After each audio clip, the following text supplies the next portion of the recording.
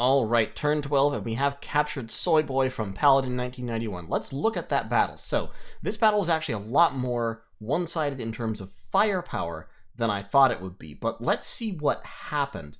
And this probably will indicate why it is exactly that people like playing Xeron so much. So, Paladin 1991 had 3 fleets here in the battle.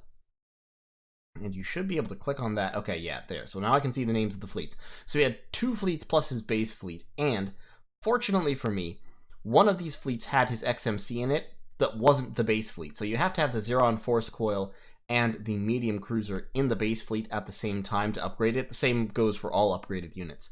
So this medium cruiser wasn't upgraded, which turned out to be a good thing. If we look at our relative fleets, his force has a lot less firepower than mine, about 2/3 of the firepower of mine, or a little less. I have more of everything, and my fleet composition is pretty decent. Primarily chaff, but cored by these 4 heavy-hitting Gigantoplanet attackers, dishing out, the 4 of them are dishing out over 60 hits per round, just those 4 units.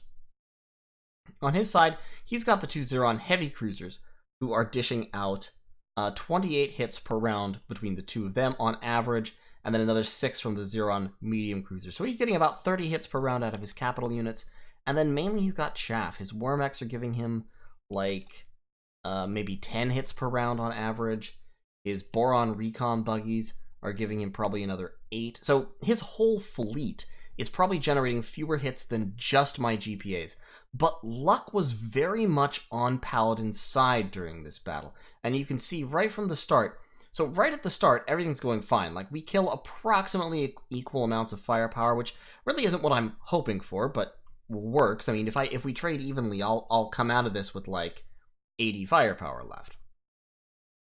And then, but as it goes on, I actually start killing less and less, and his kill rate is staying about the same because his capital units are still here.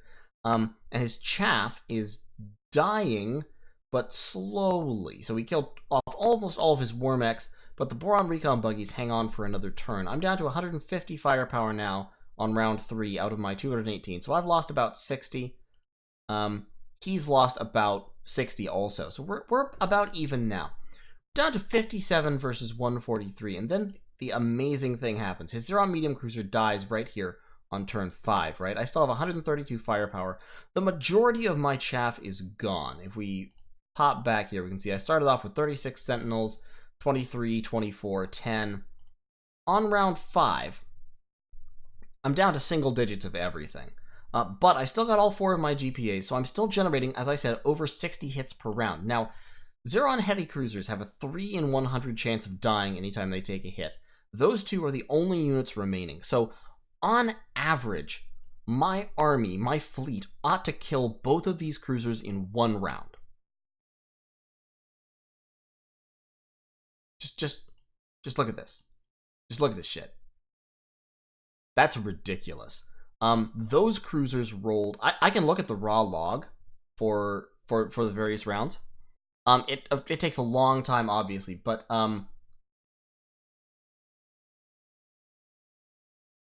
these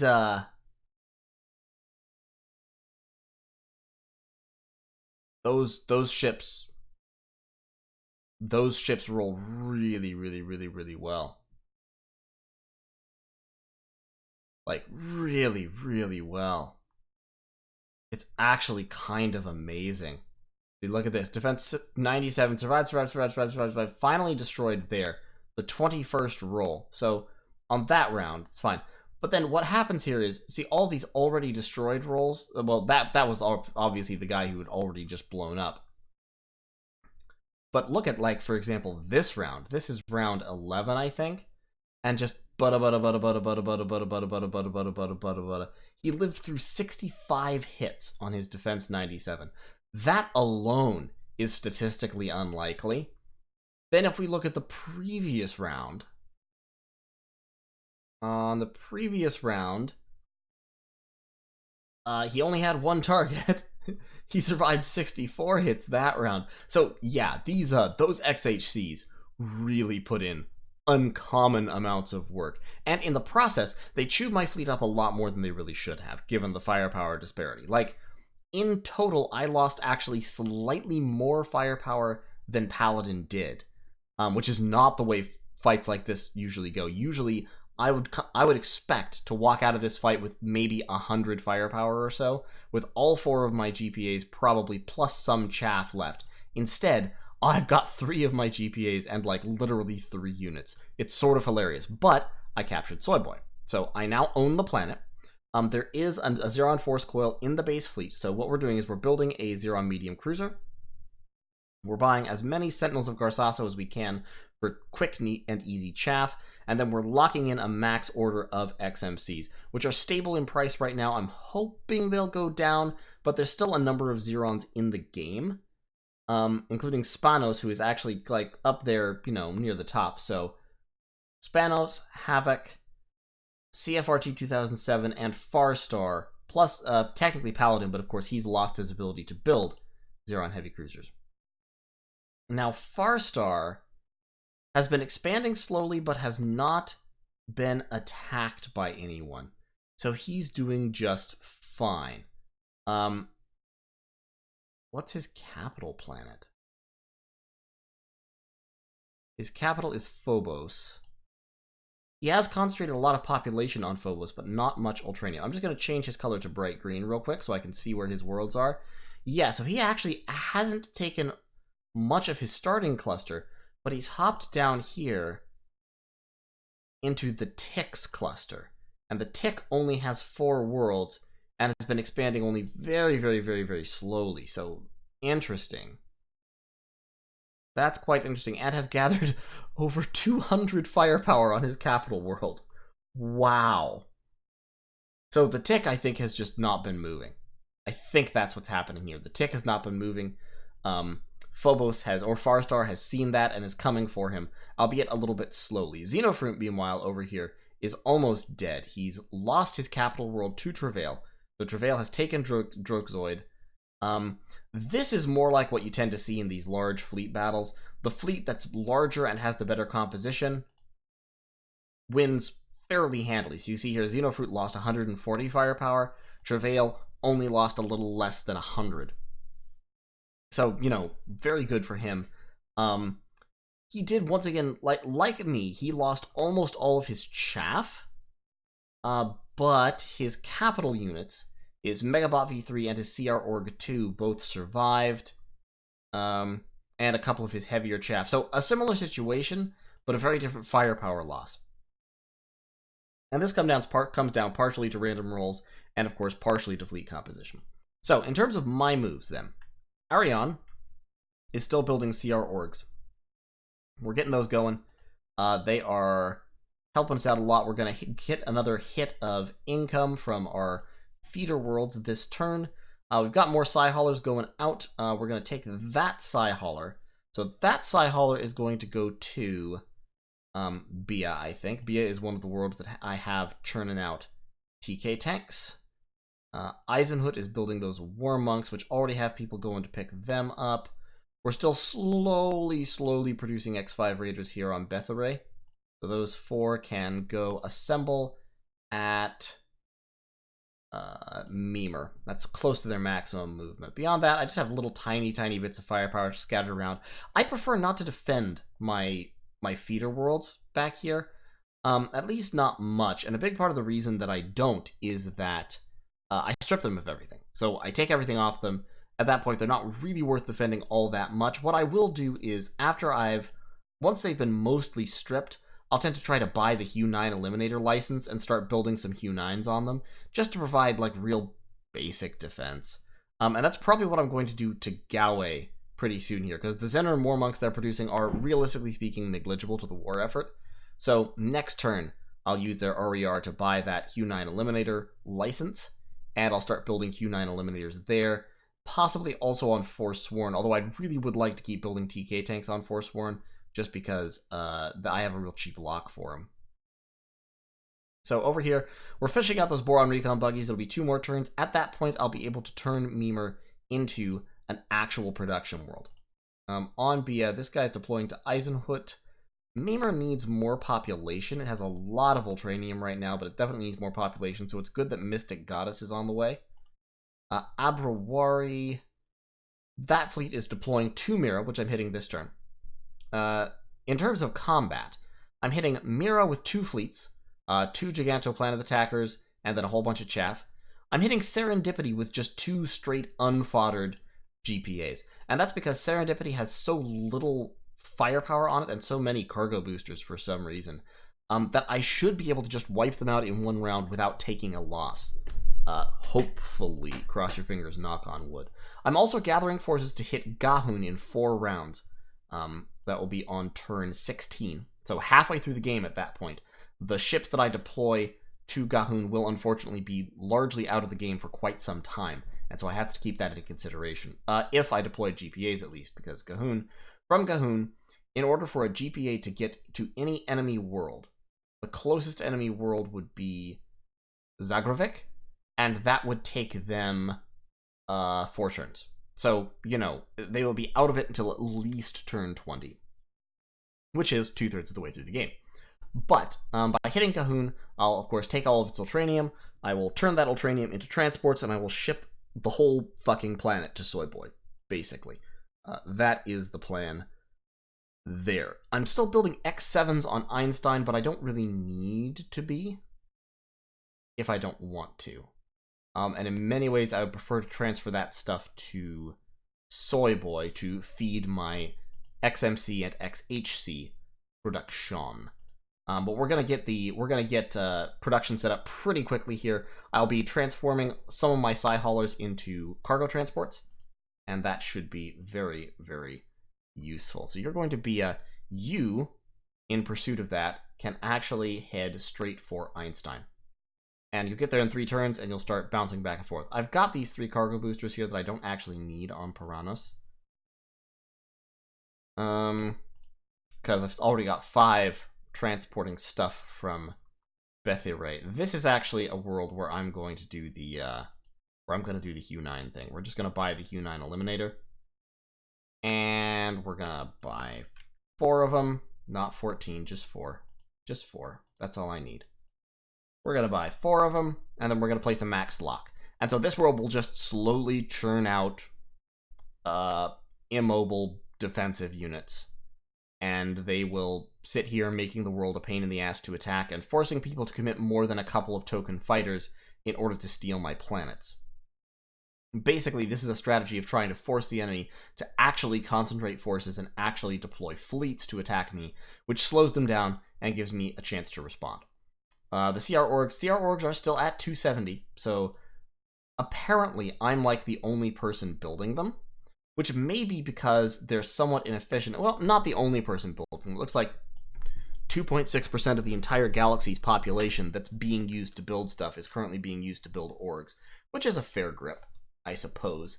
But note, it's less than it's about 1/3 of what's being spent on Boron recon buggies, and if we look at Xeron medium cruisers, it's about what's being spent on Xeron medium cruisers right now. TK tanks.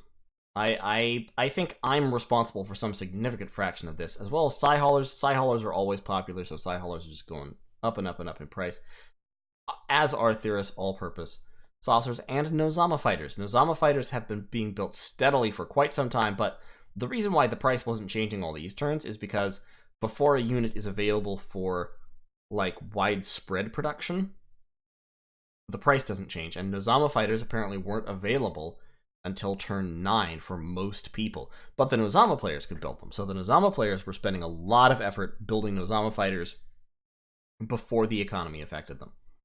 Megabots also. Megabot production spiked right here. That is the term when the upgrades became available. So it makes sense that Megabots then became all of a sudden attractive. And Hurak stealth fighters are also going up in price, which is interesting. We should definitely keep an eye out for those. As well as CR Org 2s, which I think is funny because I don't like CR Org 2s. I don't find them very effective. They're very punchy. I mean, for their firepower, I've talked about them before. They hit really hard. But their defense is low and they have to be carried. So I find them kind of a pain in the ass, to be fully honest. Like, a CR Org 2 V3 is stronger than a Gigantoplanet attacker, but it's also at that point a lot more expensive and a lot less efficient. The CR Org 2 V4 will reliably land 25 hits per round, and it's only if you're upgrading to the V4, I think, that upgrading along this path becomes an efficient choice. So if you're going all the way to the V4, great. But the V4 requires a pretty hefty investment, so 750 complexity there plus 100 cost. It's not available yet, so you can't even do it at the moment. But 750 complexity, 1250 complexity, 1650, 2650 complexity. So if you go all the way, it is a complexity efficient, a production efficient way to get 35 firepower. But then of course you have to carry it. It's just sort of a pain in the neck, unless you have already secured a whole bunch of fast transports. So as I said, Soy Boy building Zeron medium cruisers, Abrawari still churning out Wormex, Mimer finishing out the Boron recon buggies, and then we are going to turn it into capital production. Eisenhut still building Warmonks, although I should probably cancel that and shift it over to defenses because it is now turning into a feeding world for Mimer. Bia, TK tanks on that 15 price lock. Einstein, X7 Corvettes, but like I said, I'm probably going to cancel this because their Ultranium is very low now, and I think what I want to do with Einstein is turn it into a feeder for Soy Boy. Now, Serendipity has 20 cargo boosters, so I'm just going to disperse those cargo boosters between Serendipity, Flinch, Einstein, and every other world that's within 100 units of Soy Boy, Mira. So we're gonna use these 4 planets probably as the main feeders for Soy Boy. Concentrate everything we can on that world. Mira only has 94 population. It only had 184 population on turn 5. And then when Paladin captured it, it was down to 78.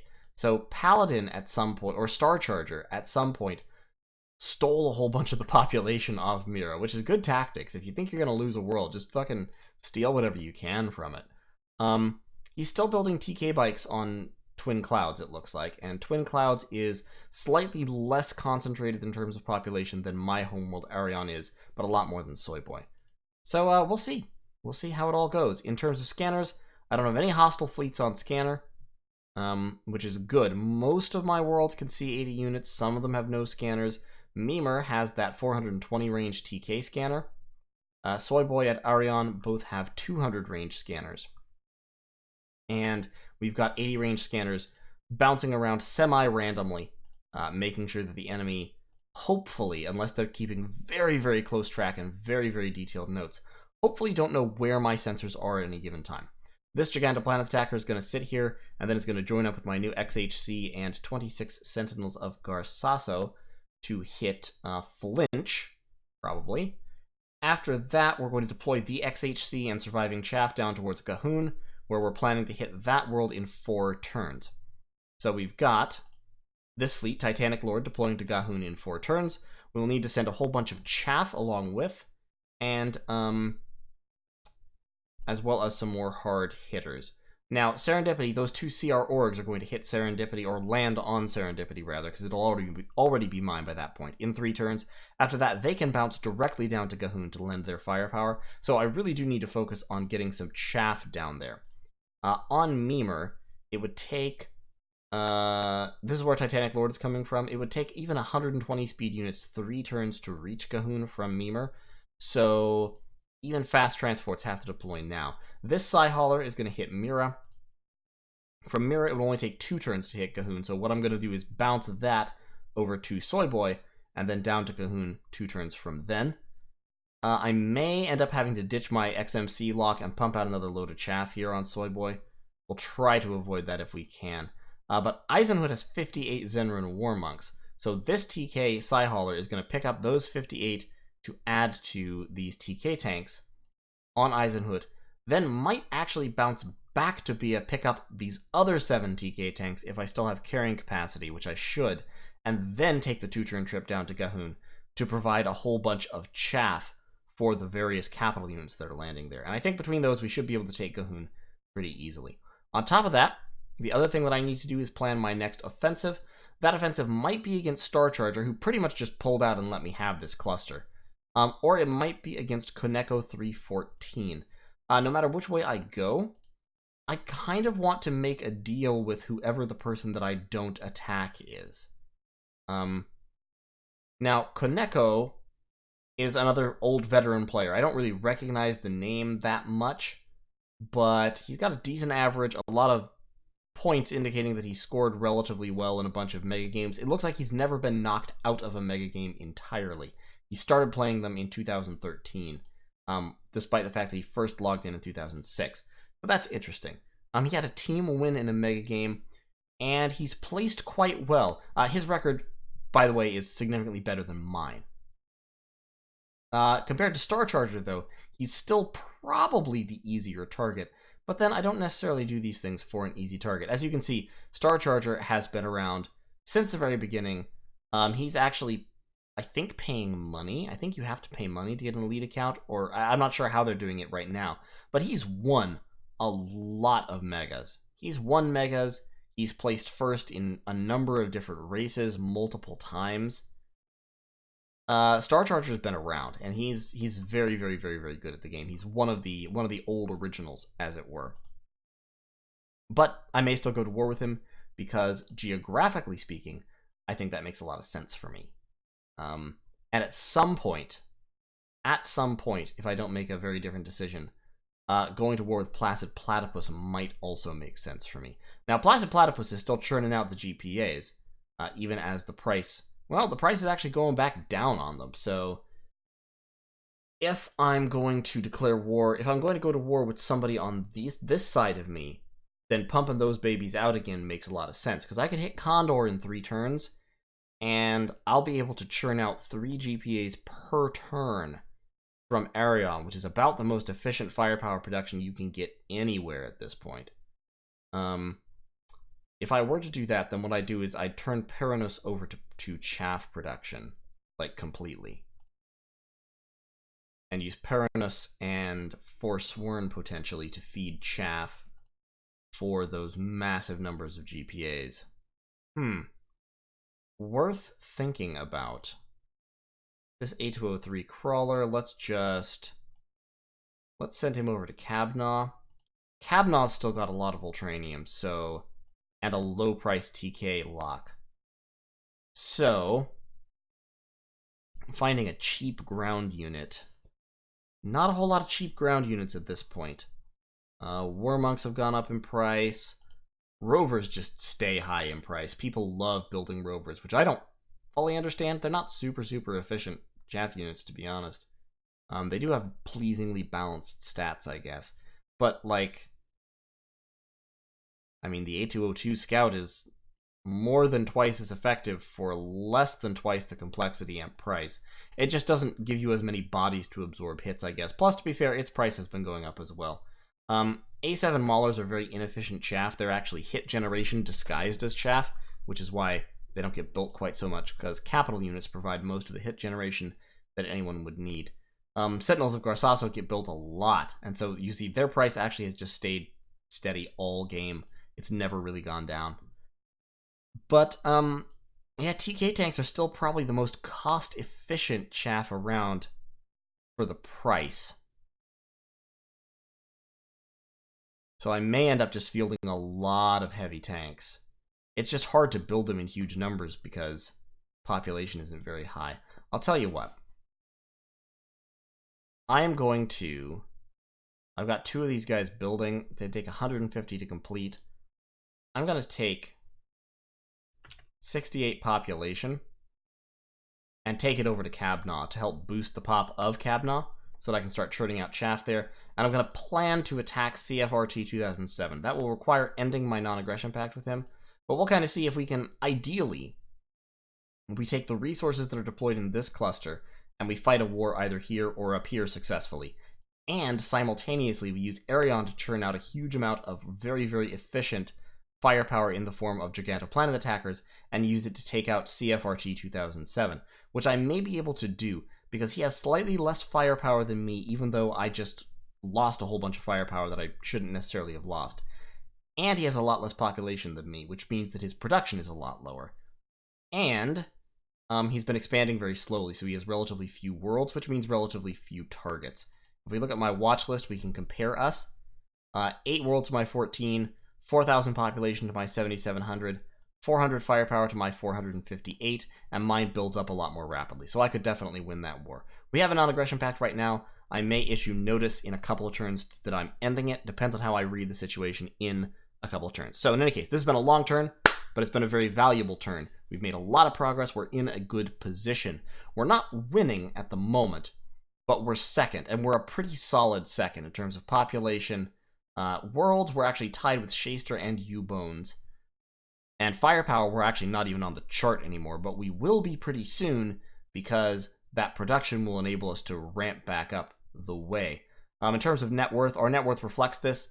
We're actually 5th in net worth after Shaster, Russian, and Aurelius. Aurelius has 3 fewer worlds than us, but it looks like more firepower.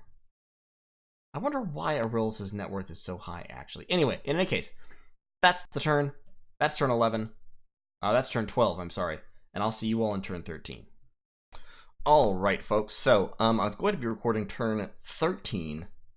It's turn 14 now. I was going to be recording turn 13 last night, but unfortunately I've been feeling slightly under the weather. I came home after work, and I fell asleep for, like 14 hours. So, that didn't happen. But, also fortunately, Ultracorps keeps records of a lot of the stuff that you did. So we can look at our battles list, and we can see on turn 12, I'm sorry, is how it counts it. I'm technically counting 1 turn ahead because I'm counting by this turn right here. That last tick was, technically turn 13, and it's turn 14 now. Funny way of counting, but in any case, after we captured Soy Boy, the next turn we captured Serendipity and Mira.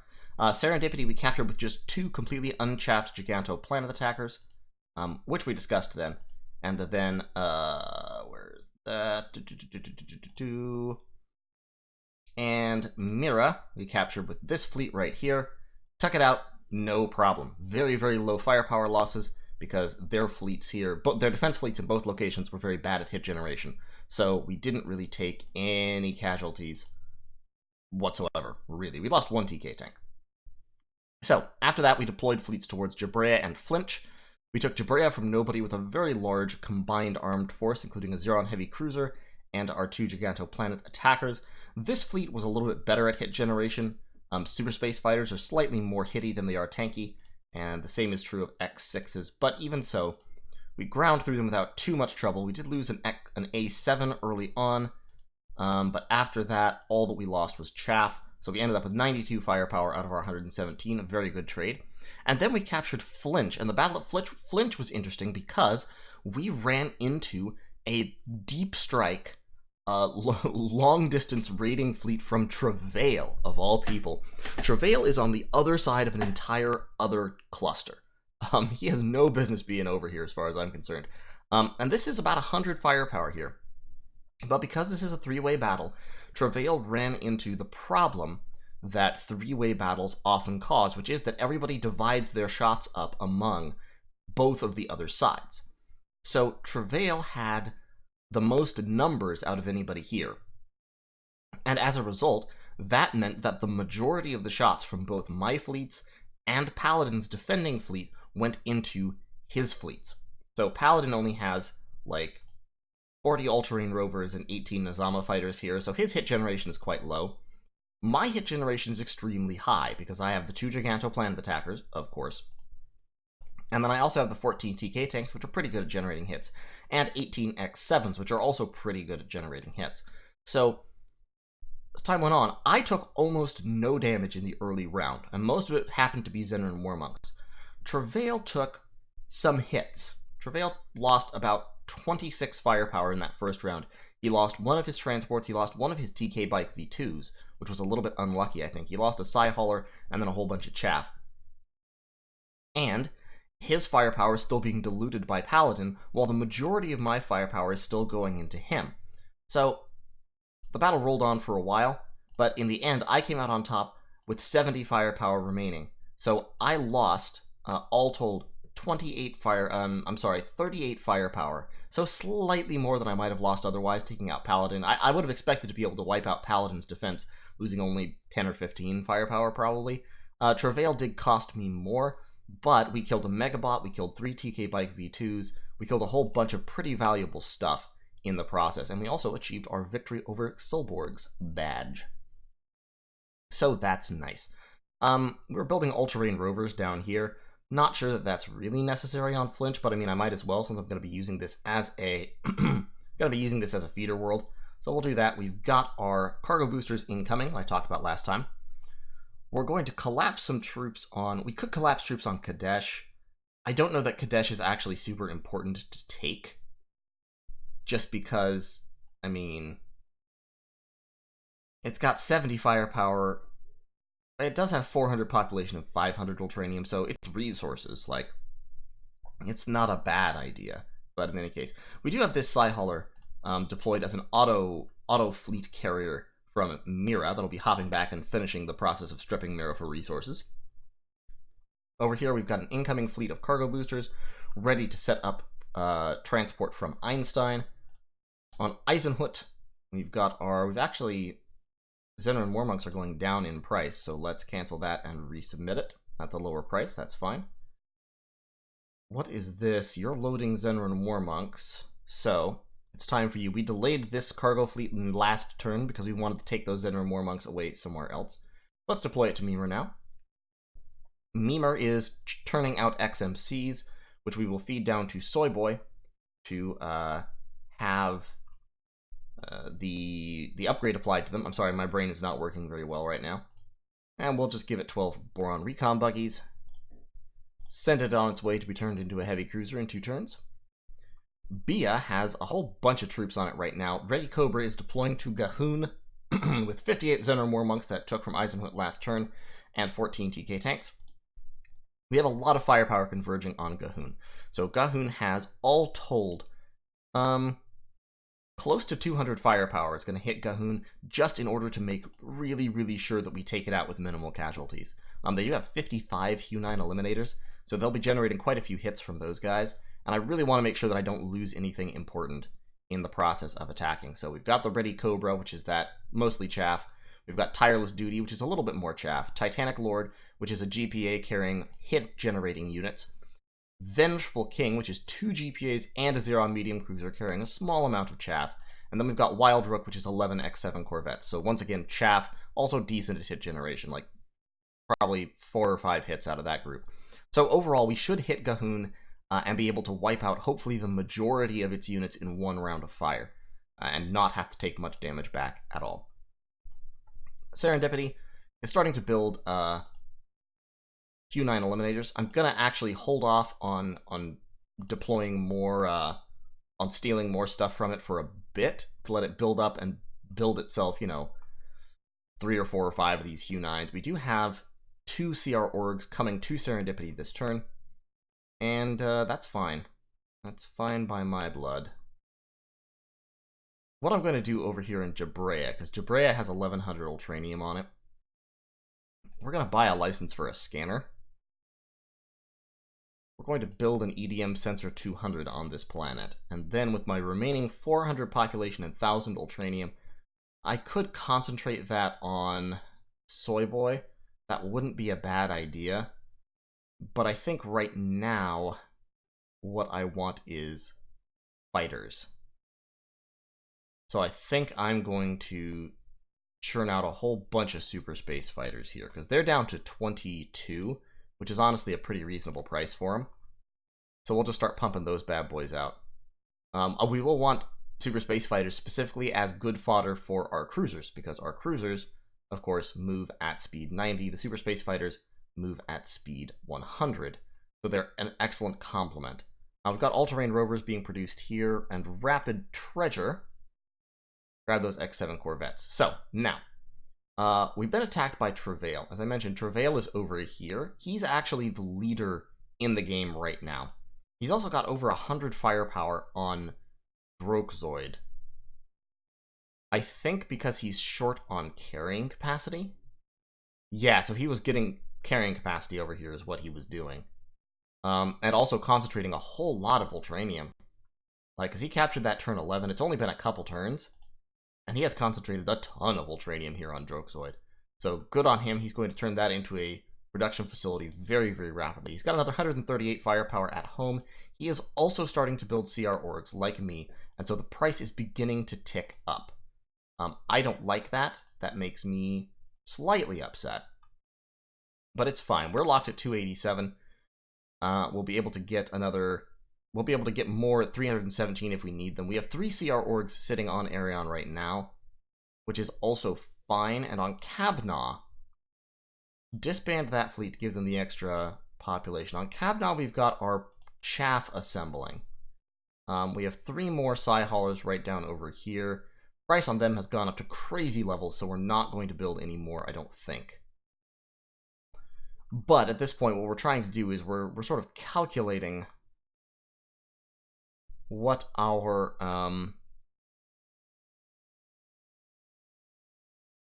we're sort of trying to calculate where we want to go next. I've talked about attacking CFRT 2007.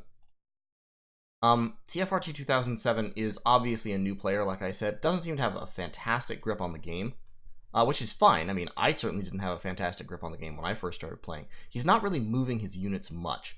He's got a lot of Zeron Heavy Cruiser V2s sitting on his capital, just kind of being there.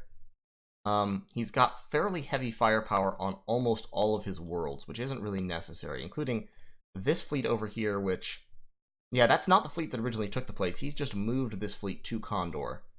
He's never been in any battles against anyone except a nobody world. So I think at this point, I don't feel too bad about attacking him. Russian over here is doing quite well and has launched an invasion of H. Cobb's sector, looks like. And in fact, H. Cobb looks like he's under assault from a couple of different directions. If we list his battles, well, yeah, so Russian captured a world from him on turn 6. It was completely undefended and had quite high population, actually. So that may have been part of a trade, because then H. Cobb immediately attacked ZPO and did okay because of the boost that Theros all-purpose saucers get a very significant boost. If they're near Boron recon buggies, they get double the number of attacks, which kicks their effective firepower up to, like, I haven't run the math, but something like 5.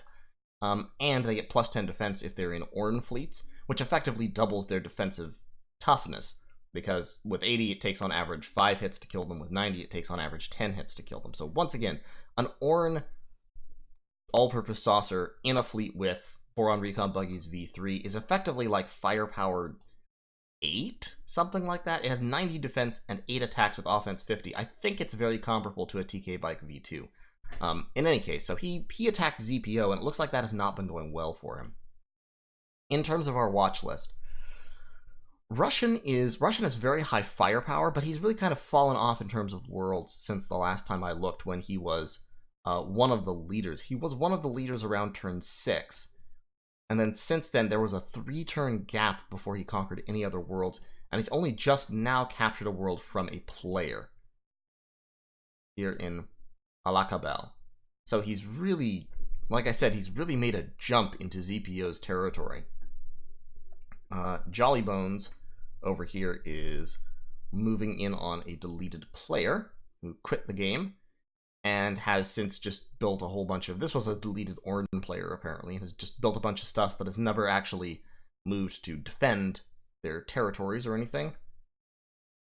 Let's make ZPO. ZPO's doing okay. Let's make him Indian Red. I don't know why it's called that. Don't ask me. I'm not responsible. H. Cobb and Mongrel. Have to keep an eye on that because they're the same color. Don't want them getting next to each other necessarily. But overall, let's zoom out a little bit to see the universe. It's hard to see the universe sometimes when it won't center properly. Let's go to my home. So here's my little empire down there on the fringe. You can see I'm bigger than most of my competitors by a little bit. But yeah, at this point, what makes sense is capturing those worlds and then probably going after CFRT. And potentially Koneko as well. Koneko has 12 planets. Koneko has firepower very comparable to mine. If we look at our player rankings, you can see my firepower is 643 right now. But in terms of population, I'm right up there at the top.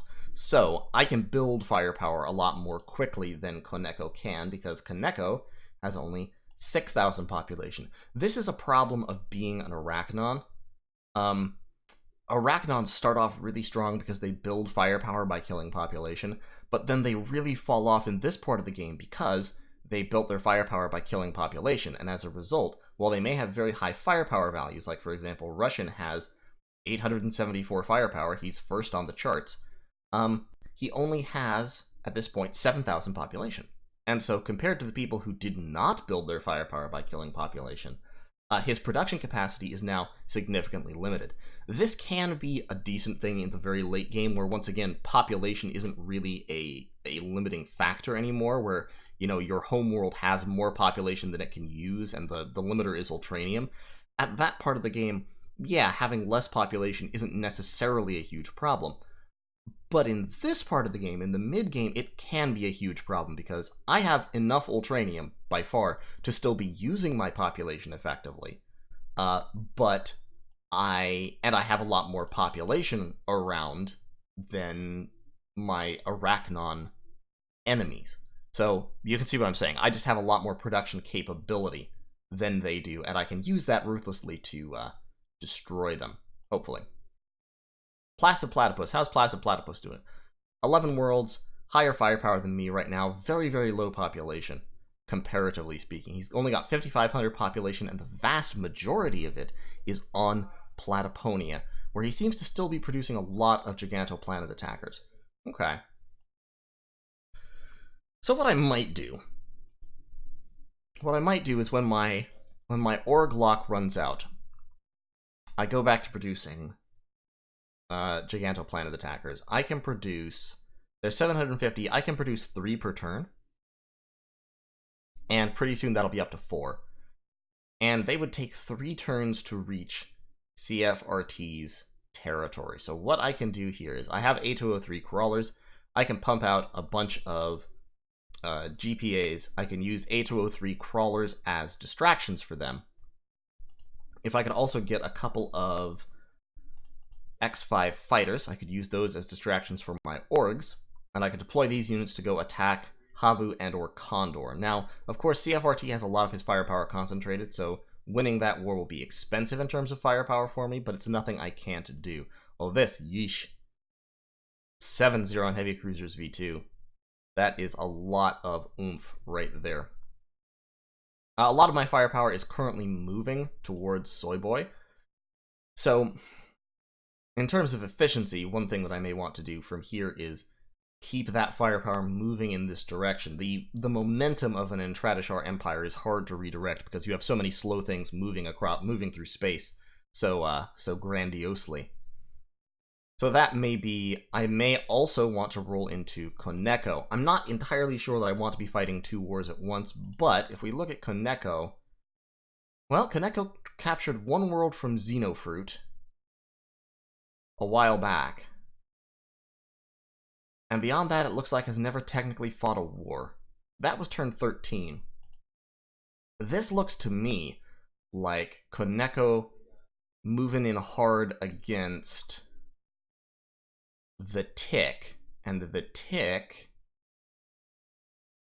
it looks like, is not making many moves at all. They've never lost a world, but they've also just not really done much. Last login was yesterday, so they are still probably making turns. Huh.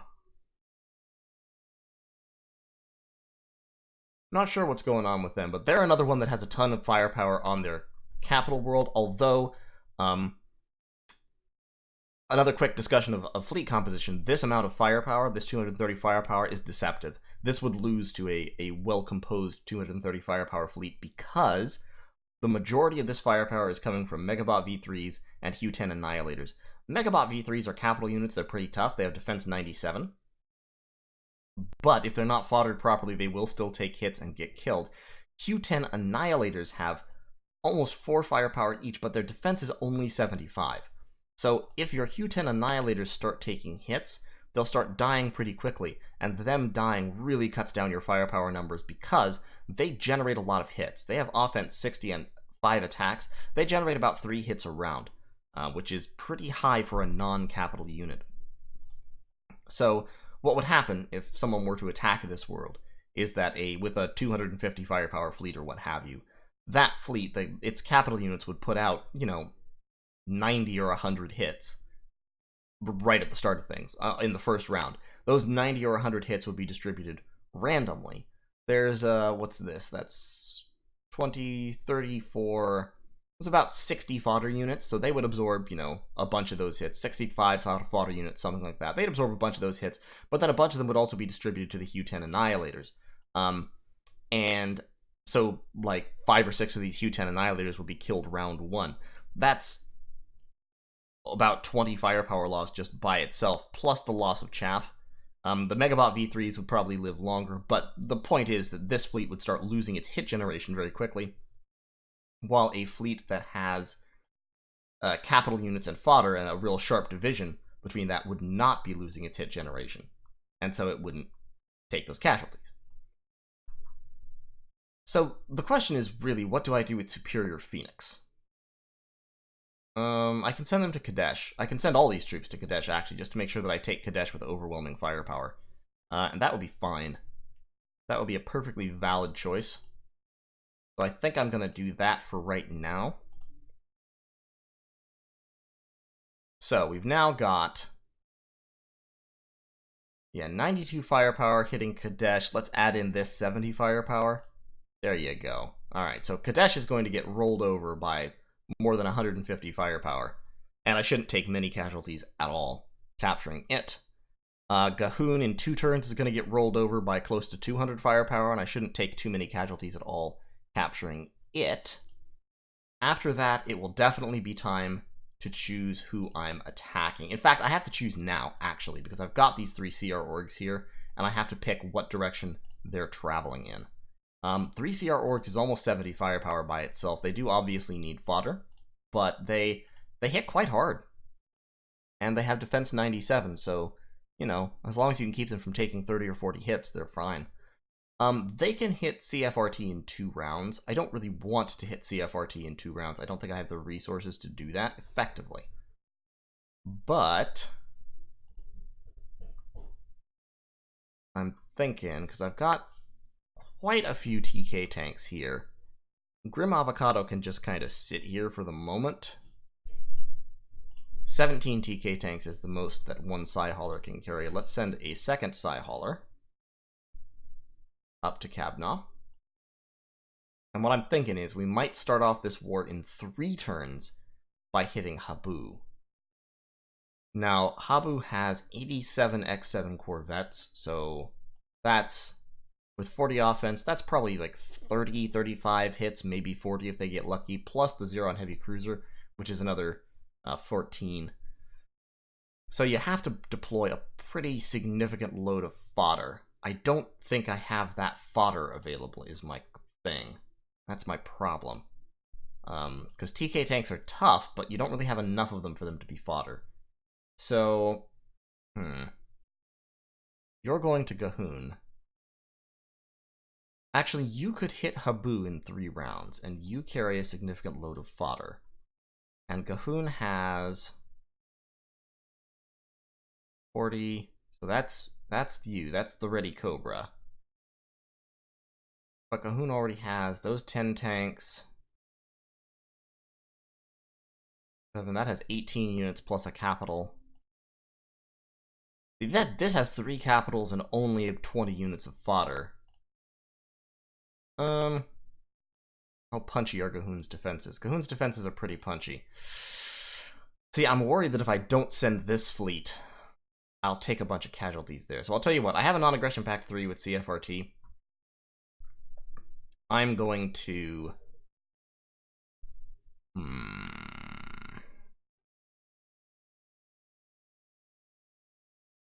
We'll just deploy this to Gahun. We'll keep it like it is for right now. I'll do a little bit of ultra mailing, a little bit of diplomacy, and we'll see which way we're eventually going to end up going. So, thanks for watching. I'll see y'all in turn 15.